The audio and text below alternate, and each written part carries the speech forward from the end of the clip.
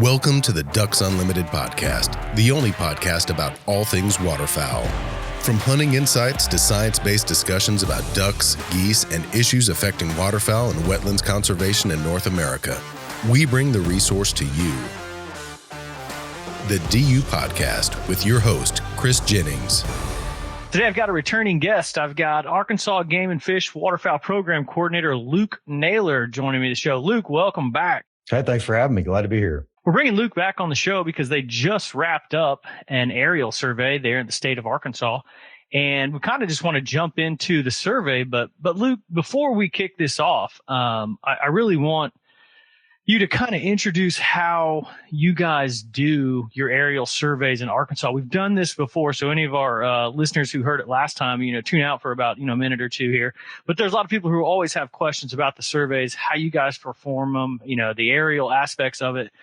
It gets a little complicated for some people, but I just want to give you an opportunity to explain to our listeners how you guys do these surveys. You bet. Yeah, I'll do just a real simple version because there's a fair bit of complicated math involved in generating the actual estimate and, measures of variance, things like that. But when it really gets right down to the nuts and bolts of it, it's a fairly simple concept, I think. So we kind of model these surveys. It's a stratified random survey, which the one most duck hunters are probably most familiar with, even though they may not know those terms, is the breeding population and habitat survey done each year. Well, except this year. Or last calendar year, I suppose, since 1955. So we essentially adopt similar methods here. We've stratified the state, and starting in 2011, we stratified the Arkansas Delta by watersheds, and you establish east to west transects within those 11 strata or survey zones, and we do them east and west because most of the habitat corridors within Arkansas run north to south. So we actually like to intersect those, run perpendicular to the most common habitat distribution.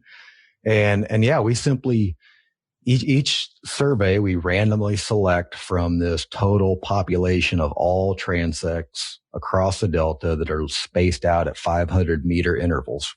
And observers go up there,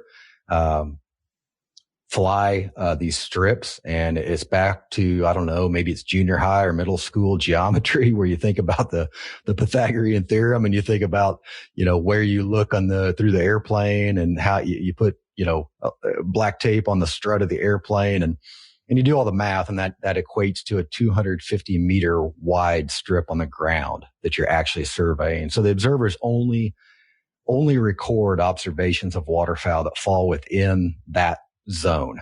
So they're not counting all ducks that the plane flies over. They're doing it within that zone. And that allows us then to formally upscale this, to generate estimates, duck density estimates, and overall population estimates by survey zone, and then by the entire Delta as a whole. And of course, in 2013, we extended that to the Arkansas River Valley of West Arkansas using a similar design. So there's some advantages of that I'll just hit on real quick before wrapping up is that, lots of folks create duck estimates, right? Duck counts. We hear about them all the time. Yeah, well, I got 200,000 ducks over here on this property, right? Or I got 50,000 here. I equate that to an old colleague of mine that you may have had on the podcast, Ray Alasauskas, who does a bunch of whiteview stuff out in Saskatchewan. He's like, I think at a meeting one time we were talking like, well, man, if you looked at a flock of blackbirds leaving a roost at night, most people would laugh at you if you tried to estimate how many were in that flock. But it's funny how most people involved with ducks think that it's just no problem at all to estimate a massive flock of ducks leaving a roosting site, for example. Well, the reality is doing both is extremely difficult. Yeah. And so this takes a lot of that out of the equation because we're generally counting groups of 5, 10, 20, 25 ducks, maybe up to 100. By and large, it's fairly small counts, and the human brain can deal with those smaller flock sizes a lot better than we can presumed flock sizes in the tens of thousands. And this method allows us to take that form of error, not totally to remove it, but a fair bit of the flock size estimation error out of the equation. And I think it gives us more precise and more realistic estimates across the state. Yeah, and I think one thing that I explain to people is that it's not an exact science. When people are like, "Oh, the numbers are up, the numbers are down," it's like, well, what this number does is it gives you an estimate of something to compare to last year, and that long-term data set that you end up getting is what really you can hold up and show people. Am I correct in saying that? Because by no means I'm I'm kind of winging it here. No, it's absolutely. And occasionally, as I've written these reports over the, I guess, decade now that we've been doing them this way, occasionally I'll report on, these measures of variance. Like, okay, how confident are we in that 1 point estimate? Everybody gets hung up on that, right? Like, okay, well, what's the number? Give me the number. And well, the reality is that again, with ground counts, for example, there is no estimate of variance. It's like, okay, there's 52,273 ducks out there. Well, really? Are there? You didn't count every one of them, I guarantee you. So, how can you, it can at least kind of portray a confidence or precision or accuracy that doesn't really exist in some cases. And so this allows us to actually estimate that formally using statistical methods. And I'm not going to dive into that. But these measures of variance, like standard error, it's like how far are we off? It's the plus or minus you might see on something, right? So we have a point estimate, and that's the number. But if you dig down into it, these surveys can vary in how precise they are for lots of reasons. But when it comes down to it, what the statistics tell us is that the real number, whatever it is, the real number is actually somewhere between that plus and minus, right? And we're fairly confident that this point estimate we're providing is our best estimate of what's out there at that given time. So lots of variables, but what we do with this formal sampling strategy is really try to remove all the variables we can. And it allows us as managers and scientists to have confidence that we're putting something out there that has a lot of rigor to it. And there's it doesn't have to be just like this. Mississippi uses a very similar method. The coastal Louisiana survey is very similar. Missouri doesn't use a stratified random sample like this, but they've done some research to show that their kind of hotspot aerial surveys, their hotspot counts are pretty much in line with a formal sampling strategy like we employ. So there's different ways to crack this nut. It's just this one for the massive landscape that is Arkansas. This appears to be the best way to go about it. And this isn't our idea. An old guy named Ken Reinecke, who was a legendary mallard researcher out of Vicksburg, Mississippi for years. He generated all these ideas down here. We've just modified them and kept them going here. Very cool. And I think that gives people a really good idea of how the surveys are done, but also the amount of, confidence, give or take a percentage, that you have in this. And I think that's important for people to really, when they're digesting this report, it's important for people to keep in mind. So, let's roll into this and we kind of talk briefly, that the last few times I've had you on the podcast, it has not been, super positive reports. And I think that, this report, once again, falls in line with that. But you kind of want to give us just a quick overview of the, the estimated population of wintering birds there in Arkansas. Yeah. So, not good. So we've ended up with this mallard count. This is the midwinter survey that a lot of listeners will probably be familiar with that terminology. So this is the coordinated part of the coordinated midwinter waterfowl survey that's been conducted the first week of January for many, many, many years. It's changed a lot over the years. Different folks have come in and out of participating, but it's been going on for quite some time. And so we were able to conduct this, field conditions allowed to conduct this whole survey during the first week of first full week of January. And again, I mentioned we started these formal surveys with the 2009, 2010 wintering period. And so this was the second lowest mallard count from 2010 to 2021. So the mallard point estimate was 458,000. And going back to that variance estimate, it was plus or minus 92,000 for this survey. So actually fairly precise. So the real number you might say is somewhere between 350 and 550,000 mallards. And just over 1 million total ducks. That's not all that surprising. Usually it's about 1.1, 1.2 million total ducks. So that number's not too far off.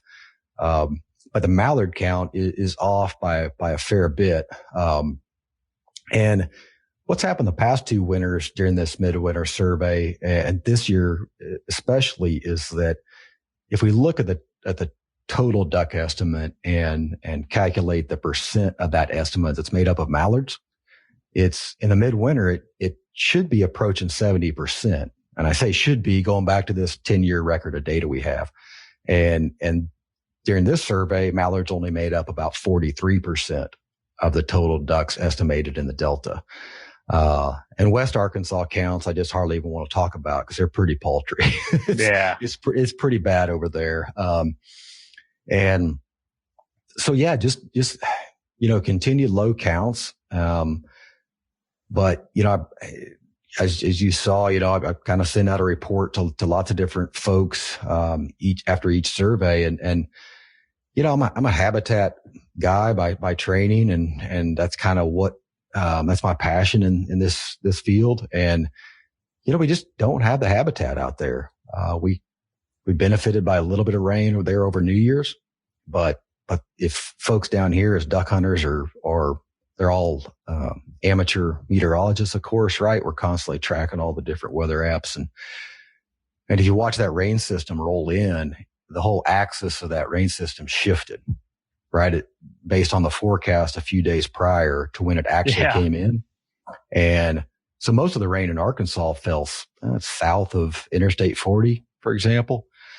And Mississippi benefited some, and South Arkansas and Southwest Arkansas benefited, but the Arkansas River Valley and West Arkansas and a bulk of the Delta really, we got some more habitat, some more fields flooded up where landowners have put water control structures in and able to hold that water.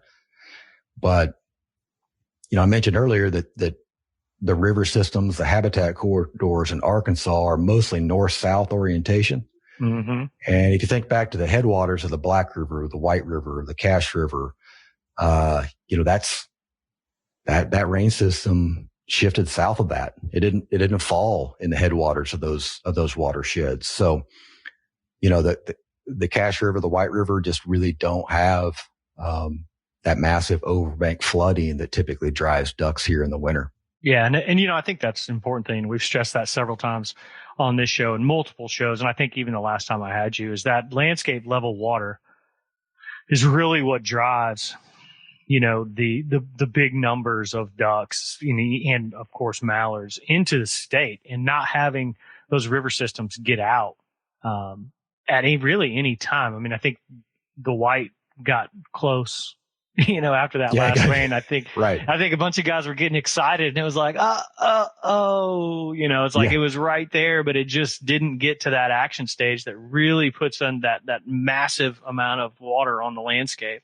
And that really impacts. And while that's, one thing I wanted to discuss briefly, but the other one is, just like Arkansas, Mississippi does its midwinter survey too. And for as disappointing as Mississippi duck season had been, right about the time that they did their survey, their numbers jumped and their mallard numbers jumped. And so that's something that we kind of talk about in our office is, that one little cold snap. Maybe Mississippi picked up some of these Arkansas birds, which lowered the number, but it also, makes duck hunters have to remember that these birds are not, it's not just a north-south game.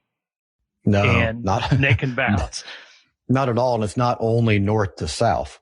Yeah, that's right. Within a wintering period, right? There's a lot of jumping back and forth, east, west, north, south. These birds move around a lot in response to changing habitat conditions. And that's what I've tried to emphasize with several folks who have reached out, and we've had conversations this year that, lots of folks have heard it. This concept of, wow, these dry years, that's what's best. That's when these ducks are concentrated and we can really wear them out, right? We can really work on them when they don't have a lot of options. and, habitat's not widely available. But I have habitat where I hunt, and I can shoot a lot of ducks. And I don't, I'm not going to predict any kind of future here, but I kind of think that may be behind us a little bit. Unless it's an extremely well managed property with, which typically these days involves a lot of, pressure control, right? Where folks are really, really very, very careful about managing hunting pressure. But, I've talked to a lot of folks this year, and I said, well, what need does a duck at Arkansas have to break the pattern it established in late November or early December? If there's no new habitat coming available on the landscape, that duck has no reason to go change its pattern at all. And typically changing patterns, we all think we're the greatest duck hunters ever, of course, but it's those changing patterns and those ducks that are out there looking for new resources. That's when we typically, when more people, benefit and more people do well, when ducks are searching across the landscape. If there's no change in habitat availability, they kind of get locked into a pattern and put air quotes around. They know, they don't know like you and me, but on the other hand, they know a lot more than you and me somehow, about how to figure out what's available, on the landscape. And so they've kind of just locked in, and, it was back in the, 80s. Mickey Heitmeyer, did some studies that demonstrated the White River flooding in Arkansas, benefited mallard populations the year after, right? This connection with what happens in these major river systems down here in the winter is huge. And we just haven't had that happen. Like you say, I think I heard some of the same stuff. People start to get wound up, right? And a few certain boat ramps that will remain nameless. Get Don't pretty you busy. mention those boat ramps. Yeah. They get busy, and then it's like a big, letting the air out of the balloon slowly, right? Because the river's coming up. I think the cash popped for a few days real early. Yeah. And then maybe here recently, but it's kind of a flash in the pan and it's gone. So, kind of right back to status quo now. Another thing that you mentioned in your report, which I found interesting, just basing it off of feedback that I get on a nonstop basis from hunters throughout Arkansas and the country, is you stress the fact that the Arkansas temperatures, the actual temperatures in Arkansas are pretty, that's average for winter. I mean, it's as cold as it's supposed to be. It's as warm as it's supposed to be. We get these comments like, I used to stand outside and shoot mallards and it was 60 degrees in my t-shirt, and, we had mallards everywhere. But you stress in your report, the temperatures further north were about the same as Arkansas. And that's where we kind of run into some problems with moving ducks down. Can you kind of just elaborate on that? Yeah, I think I've again had a couple of conversations with people, and man, it's just been kind of warm this year. Which urged me to kind of go into the data. And man, the last couple of days, it's in the low 20s at night, and barely getting out of the 40s if it is. And no, this has been kind of a typical Arkansas winter with lows in the upper 20s, low 30s, and highs in the mid 40s to mid 50s, kind of the standard deal. It's why ducks came here for generations, because we don't typically have a long lasting freeze. But yeah, when I started looking up throughout the entire mid-continent mallard range, it's a totally different picture. Yeah. And you see these temperature anomalies, degrees above average that are big, 10, 15, 20 degrees above average, for certain periods of the last couple months. And I think you add to that just kind of a general, we're doing some work and with lots of folks, including Mike Brazier over in your shop, of kind of looking at all these different changes across the landscape over time. And there's no doubt there's a lot more habitat out there than what there was, 30, 40 years ago at kind of the lowest level of habitat in the country, probably. So you add that to kind of mild conditions throughout the range. And overall, there's a few more places for ducks to hang out. And you add to that a lot of hunting pressure that kind of makes those ducks find out seek out these areas. that have low pressure, but they can make a living. I think it's what I'm getting at there. Everybody wants to find the silver bullet, whatever cliche you want to use, the smoking gun of, hey, this is the problem, right? Yeah. And I think it's all these things combined, that you have high levels of hunting pressure. You have a more habitat available. You have a year like this that has generally mild conditions through a lot of the mid-continent mallard range, all those and limited habitat here, to draw ducks to the state. So I think you layer that all together and it makes for a pretty disappointing report out of our shop. But, it's like, it's just a lot of things that we kind of just have to sit back and deal with, because there's not a lot of direct ways to change any of those things. Yeah. And I think that's a great way to explain to people who, are thinking about how they used to hunt and the weather is the same and they're, kind of frustrated with it. And my layman's approach to it, non-biologist here, I'm just like, yeah, well, there's a guy in Nebraska that's shooting them in t-shirts this week. It's like, that's what's changed. It's a lot warmer up there. And and every duck hunter can really, understand that weather, if you don't have significant snow and weather and ice up north, those birds are going to hold. And, then you add in the hunting pressure and the, things like that. It's a long list, which it sounds like, the science side, including yourself, along with DU, are really taking a look at. And I think that's something that's pretty cool. Before I let you go here, there's a slight mention of geese and in the report, and those are hard to count, it sounds like, from reading your report. I know the geese are everywhere out there. There's a lot of snows and a lot of specks. Are you hearing anything about the white fronts and the numbers along with the hunting success throughout the state of Arkansas? Because it seems like, man, that has really gotten popular. Extremely popular. I actually, maybe I misheard, but I was in a little diner in Stuttgart a couple of days ago, and I'm pretty sure what I heard, I'll use this in a positive term, some old timers. I'm not using that as a negative connotation. Some old timers sitting around a little diner in Stuttgart talking about the specks they had seen, not mallards. They were talking about specklebelly. So I thought, wow, this is probably different than the historic for Stuttgart. But there's just a bunch of them around. A lot of folks have shifted efforts to focus on white-fronted geese, maybe because of the consistency. And maybe because it's just a whole lot easier to hunt them to some degree. We can wear tennis shoes in dry years, for example. But I think it's kind of funny. I like to chase those things from time to time too. I'm not as crazy about it going all the time like lots of folks, but, it's fascinating how it built up when we, increased the bag limit to 3 in 2015. And a lot of people got into it. Populations were growing here.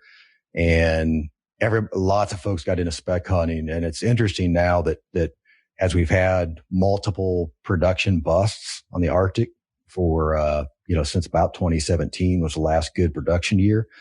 And more of those geese flying over you each day have that big old black bar belly on them. All of a sudden, specklebellies are a little harder to hunt. and people aren't shooting quite as many of them as easily as what they were. Young birds that make us all look really, really talented.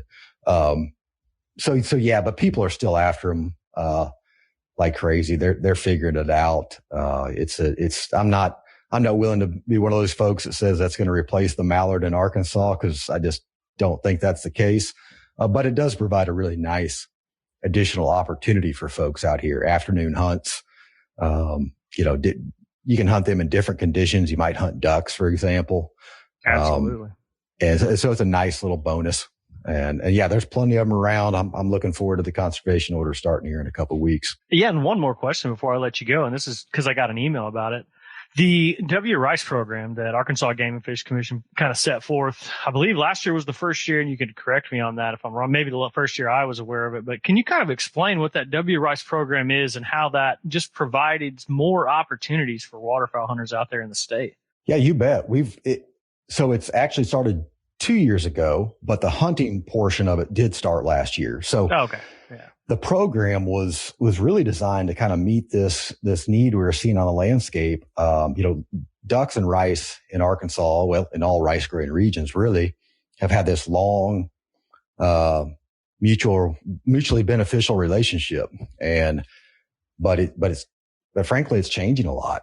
And this is not just true here. I think it's true in Southwest Louisiana, for different reasons. But for here, we kind of were observing, all this fall tillage happening each year. We know from previous research almost 20 years ago now that the food value in every acre of rice has declined when ducks arrive, has declined for various reasons. But we know when the field is tilled before ducks arrive, it takes that food value basically functionally zero for waterfowl. So we saw more and more of that on the landscape and thought, okay, how can we cooperatively work with landowners to incentivize no fall tillage? Okay. So that's a big picture, what this overall goal that we're working on at Game and Fish. And we want to grow. Hopefully you'll hear more about that side of the program growing in the future. What we ended up happening in the short term here was being able to secure some grant funds from the Natural Resources Conservation Service or their voluntary public access program that funds a lot of walk-in hunting area programs across the country. We were awarded a grant for 3 years, which allowed us to drastically increase the amount of publicly available rice fields leased for public waterfowl hunting. So we went from about 10 fields last year to over 40 fields offered up each weekend this year, almost 4,000 acres. So the short version is we have these fields distributed throughout the state. Most of them are in the Delta, of course, but we sought out some fields in Southwest Arkansas and at least one field in the Arkansas River Valley. And we go through an application process each week, and folks can go in and apply for a field to hunt.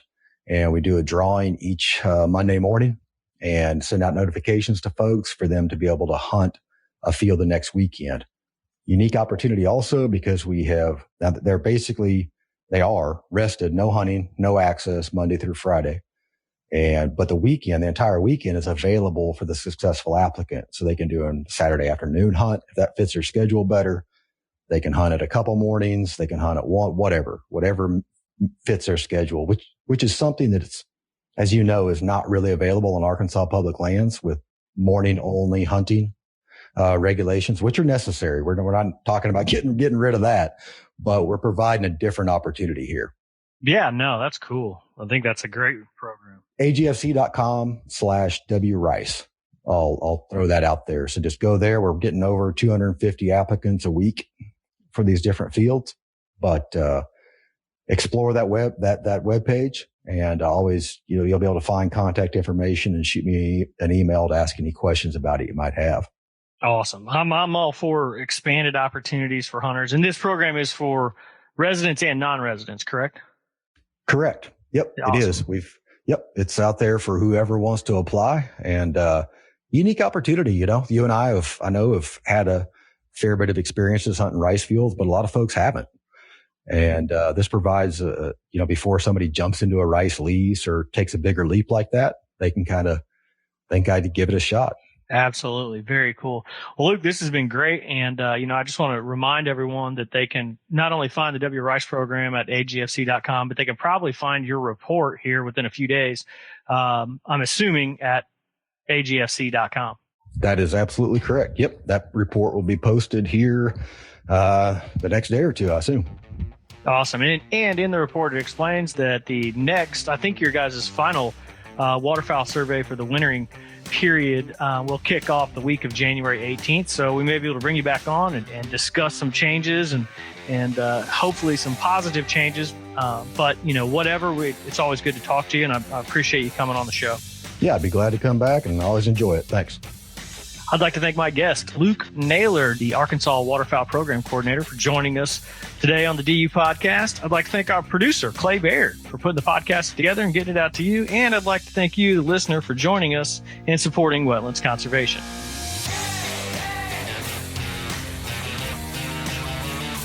Thank you for listening to this episode of the DU Podcast. Be sure to rate, review, and subscribe to the show and visit www.ducks.org/DU Podcast for resources based on today's topics, as well as access to more episodes. Opinions expressed by guests do not necessarily reflect those of Ducks Unlimited. Until next time, stay tuned to the Ducks.